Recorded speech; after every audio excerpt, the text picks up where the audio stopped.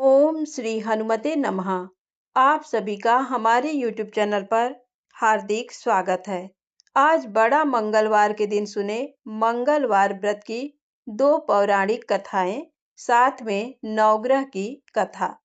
व्यास जी ने कहा, एक बार नैमिषारण्य तीर्थ में 80,000 मुनि एकत्र होकर पुराणों के ज्ञाता श्री सूत जी से पूछने लगे, हे महामुने, आपने हमें अनेक पुराणों की कथाएं सुनाई हैं। अब कृपा करके हमें ऐसा व्रत और कथा बताएं जिसके करने से संतान की प्राप्ति हो तथा मनुष्यों को रोग, शोक, अग्नि, सर्व दुख आदि का भय दूर हो, क्योंकि कलयुग में सभी जीवों की आयु बहुत कम है।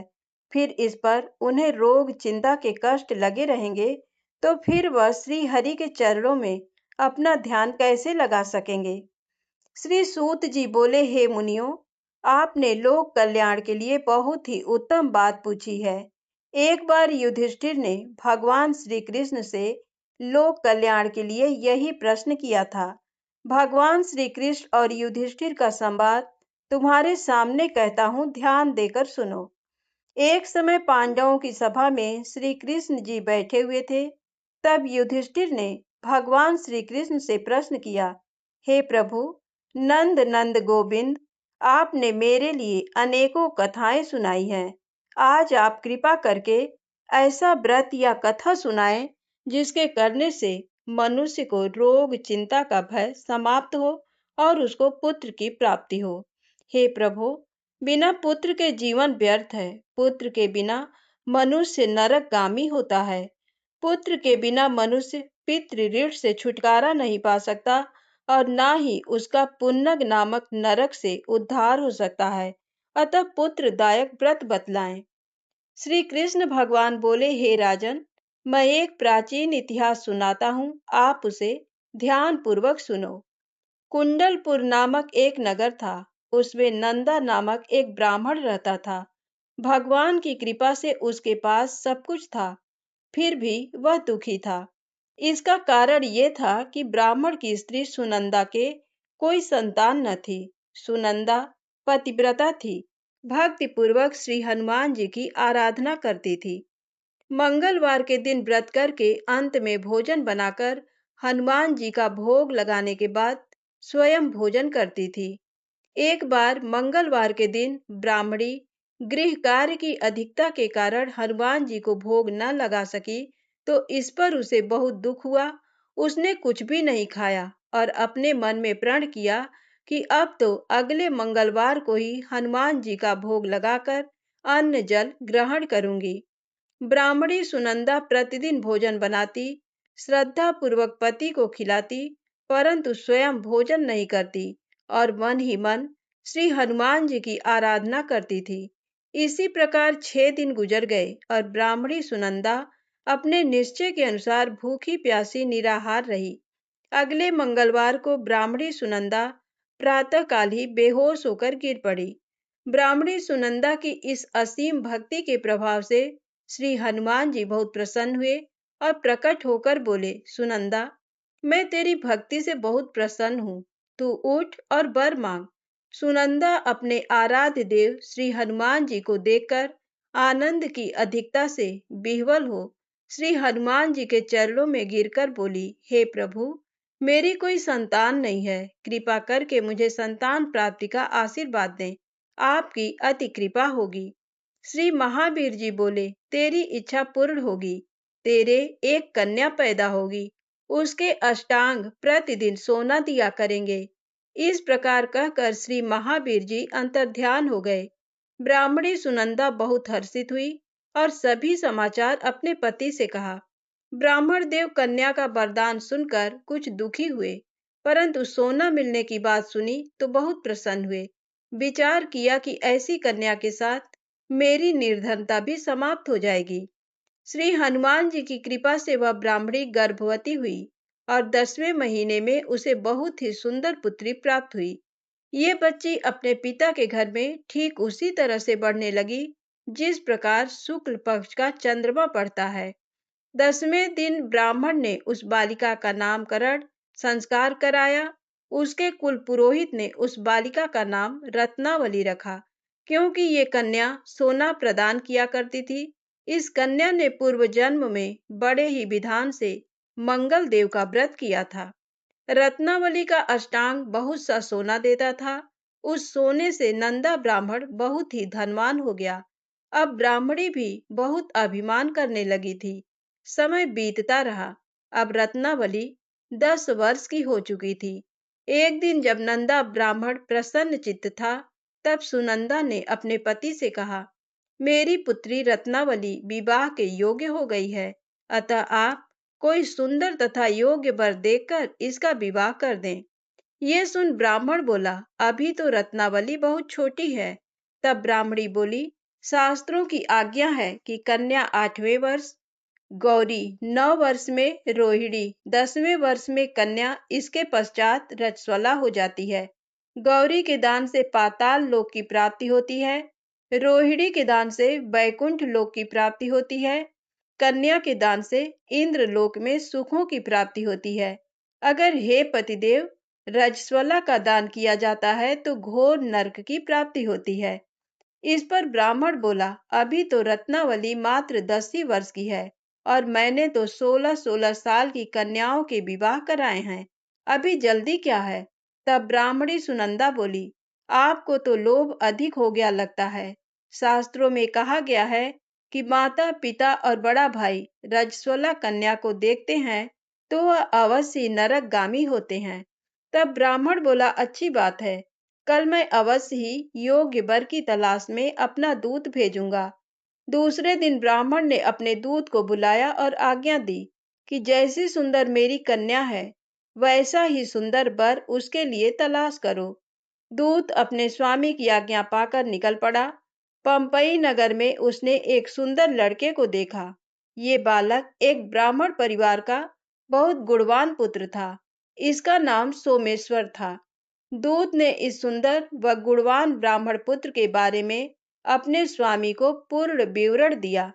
ब्राह्मण नंदा को भी सोमेश्वर अच्छा लगा और फिर शुभ मुहूर्त में विधि पूर्वक कन्यादान करके ब्राह्मण ब्राह्मणी संतुष्ट हुए। परंतु ब्राह्मण के मन में तो लोभ समाया हुआ था। उसने कन्यादान तो कर दिया था, पर वह बहुत खिन्न भी था। उसने विचार किया कि रत्नावली तो अब चली जाएगी और मुझे इससे जो सोना मिलता था वह अब मिलेगा नहीं।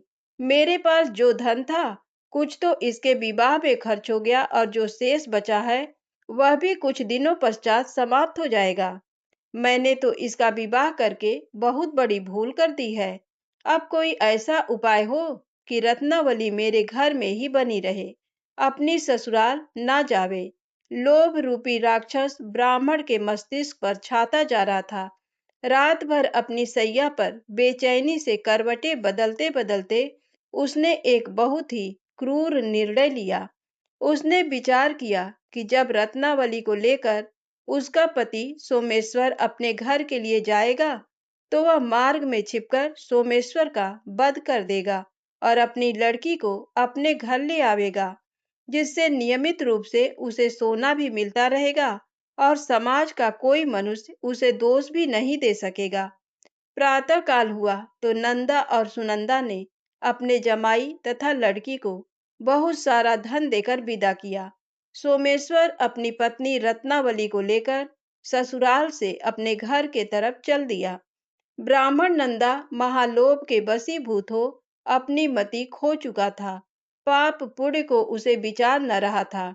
अपने भयानक व क्रूर निर्णय को कार्य रूप देने के लिए उसने अपने दूत को मार्ग में अपने जमाई का वध करने के लिए भेज दिया था, ताकि रत्नावली से प्राप्त होने वाला सोना उसे हमेशा मिलता रहे और वो कभी निर्धन ना हो। ब्राह्मण के दूत ने अपने स्वामी की आज्ञा का पालन करते हुए उसके जमाई सोमेश्वर का मार्ग में ही वध कर दिया। समाचार प्राप्त कर ब्राह्मण नंदा मार्ग में पहुंचा और रुदन करती अपनी पुत्री रत्नावली से बोला, हे पुत्री, मार्ग में लुटेरों ने तेरे पति का वध कर दिया है। भगवान की इच्छा के आगे किसी का कोई वश नहीं चलता है। अब तू घर चल, वहां पर ही रहकर शेष जीवन व्यतीत करना। जो भाग्य में लिखा है वही होगा। अपने पति की अकाल मृत्यु से रत्नावली बहुत दुखी हुई। करुण क्रंदन व रुदन करते हुए अपने पिता से बोली, हे पिताजी, इस संसार में जिस स्त्री का पति नहीं है उसका जीना व्यर्थ है। मैं अपने पति के साथ ही अपने शरीर को जला दूंगी और सती होकर अपने इस जन्म को, माता पिता के नाम को तथा सास ससुर के यश को सार्थक करूंगी। ब्राह्मण नंदा अपनी पुत्री रत्नावली के वचनों को सुनकर बहुत दुखी हुआ। विचार करने लगा, मैंने व्यर्थ ही जमाई बद का पाप अपने सिर लिया। रत्नावली तो उसके पीछे अपने प्राण तक देने को तैयार है। मेरा तो दोनों तरफ से मरण हो गया। धन तो अब मिलेगा नहीं। जमाई बद के पाप के फलस्वरूप यम यातना भी भुगतनी पड़ेगी। ये सोचकर वह बहुत खिन्न हुआ। सोमेश्वर की चिता बनाई गई। रत्नावली सती होने की इच्छा से अपने पति का सिर अपनी गोद में रखकर चिता में बैठ गई। जैसे ही सोमेश्वर की चिता को अग्नि लगाई गई, वैसे ही प्रसन्न हो मंगल देव वहां प्रकट हुए और बोले, हे रत्नावली, मैं तेरी पति भक्ति से बहुत प्रसन्न हूँ। तू वर मांग। रत्नावली ने अपने पति का जीवन दान मांगा। तब मंगल देव बोले, रत्नावली, तेरा पति अजर अमर है। ये महाविद्वान भी होगा और इसके अतिरिक्त तेरी जो इच्छा हो वर मांग।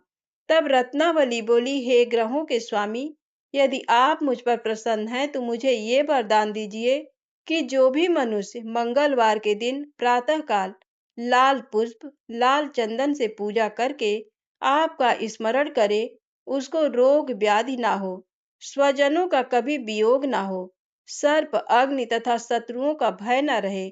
जो स्त्री मंगलवार का व्रत करे वह कभी विधवा न हो। मंगल देव तथास्तु कहकर अंतर्ध्यान हो गए। सोमेश्वर मंगल देव की कृपा से जीवित हो उठा। रत्नावली अपने पति को पुनः प्राप्त कर बहुत प्रसन्न हुई और मंगल देव का व्रत प्रत्येक मंगलवार को करके व्रत राज और मंगल देव की कृपा से इस लोक में सुख ऐश्वर्य को भोगते हुए अंत में अपने पति के साथ स्वर्ग लोक को चली गई। एक बार प्रेम से बोलिए, हनुमान जी महाराज की जय, मंगल देव की जय। आइए सुनते हैं हर महीने सुनी जाने वाली नवग्रह की कहानी। किसी गांव में दो भाई बहन रहते थे। एक बार भाई अपनी बहन से मिलने जा रहा था। रास्ते में एक सांप बैठा था जो भाई को डसने को तैयार था। भाई ने सांप से विनती की, तू मुझे मत डस, क्योंकि मैं अपनी माँ का इकलौता बेटा हूँ और अपनी बहन का भी एक भाई हूँ। सांप नहीं माना। उसने कहा कि तेरी नवग्रह की दशा चल रही है, मैं तो तुझे डसूंगा ही। भाई बोला कि ठीक है, तुझे डसना ही है तो डस लेना, लेकिन मुझे अपनी बहन से मिलकर आने दे। सांप फिर बोला कि क्या पता तू इस रास्ते से आए कि ना आए, इसलिए मुझे तो अभी डसने दो। भाई ने सांप से कहा कि ठीक है, तुझे मुझ पर विश्वास नहीं तो तू मेरे साथ मेरे थैले में बैठ जा। उसने सांप को अपने थैले में रखा और ऊपर से उस पर फूल पत्ते रख दिए। भाई बहन के घर पहुंचा तो उस समय बहन नवग्रह की कहानी कह रही थी। बहन ने कहा कि भाई, तू पहले बैठ जा, पहले मेरी कहानी कहेंगे, फिर दोनों बातें करेंगे। बहन ने कहानी शुरू की। जीव की, जानवर की, हाथी की, घोड़े की, भाई बहन की, घर के धनी की, लड़की के जमाई की, देवरानी की, जेठानी की, सास की, ससुर की, संग की, सहेलियों की, सबके नवग्रह शांत हो जाओ। ग्रह चले 8 पग, बंदा चले 4 पग, सांप, बिच्छू, भौरे सब आग में जल जाएं। कहानी कहकर बहन खड़ी हो गई। बहन ने अब भाई की सुध ली और कहा कि भाई, इस थैले में क्या लाया है? भाई बोला, बहन कुछ नहीं लाया हूँ। लेकिन बहन ने जबरदस्ती थैला छीन लिया और जब खोला तो उसमें रखे बेल पत्ते व फूल, केले, संतरे बन गए और जो सांप रखा था वह हार बन गया। केले संतरे उसने बच्चों को दे दिए और हार खुद पहन लिया। हार पहन घर से बाहर आई तो भाई बोला कि बहन, तू तो बहुत गरीब थी, फिर ये हार कहाँ से आया? बहन बोली कि हाँ भाई, मैं तो गरीब थी, पर ये हार तो तू अपने थैले में रख कर लाया है। भाई को आश्चर्य हुआ। उसने कहा कि थैले में तो मैं अपनी मौत का सामान लाया था। ये हार तो मैं तेरे लिए नहीं लाया था। फिर उसने कहा कि मेरे थैले में तो सांप था और तेरी कहानी कहने से ये सांप हार में बदल गया है। भाई बोला कि ये तेरे भाग्य का है, इसे तू ही रख। बहन ने भाई से कहा कि तेरी नौग्रह की दशा चल रही है। तू घर जाकर भाभी से कहना कि वह नवग्रह की कहानी कहेगी। भाई घर पहुंचा और अपनी पत्नी से उसने कहा कि मेरी नवग्रह की दशा चल रही है, इसलिए हम नवग्रह की कहानी कहेंगे।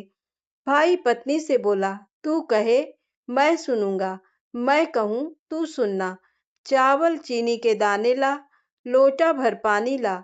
उसकी पत्नी एक लोटे में चावल व चीनी के दाने डालकर ले आई। कहानी कही। जीव की, जानवर की, हाथी की, घोड़े की, कुत्ते की, बिल्ली की, देवरानी की, जेठानी की, सास की, ससुर की, घर के धनी की, बहन की, भाई की, सबके नवग्रह शांत हो जाए। ग्रह चले 8 पग, बनता चले 4 पग, सांप बिच्छू भौरे सब आग में जल जाएं। 8 वार रविवार, सोमवार, मंगलवार, बुधवार, बृहस्पतिवार, शुक्रवार, शनिवार, सातों वार को नमस्कार।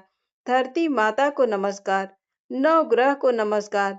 जैसे नवग्रह की दशा बहन की, भाई की उतारी, ऐसे सबकी उतारना।